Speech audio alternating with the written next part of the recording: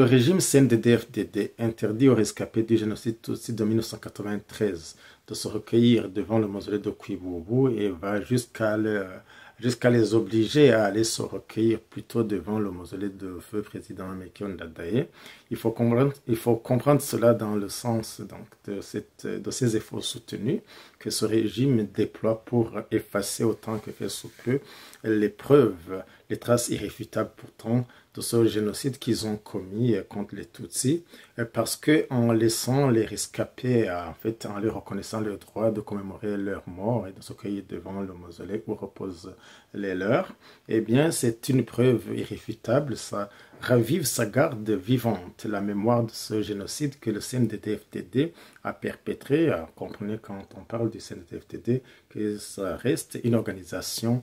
créée, mise en place par le Frodebo, celui-là même, ce parti qui était au pouvoir en 1993 et qui a été identifié par la Commission d'enquête des Nations Unies comme étant l'auteur de ce génocide. Tout d'abord, on doit se souvenir que le recueillement devant la tombe ou le mausolée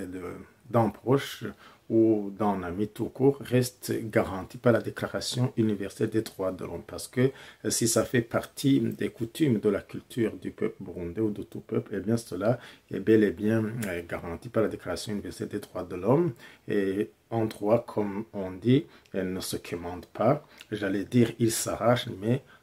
tout au moins dans le cas présent, où le Burundi est dirigé par un régime qui n'hésite pas à déployer une force excessive et indue, eh bien le minimum c'est de garder cette mémoire, de la léguer à la postérité, mais également de continuer à exercer de façon légale, légitime, c'est-à-dire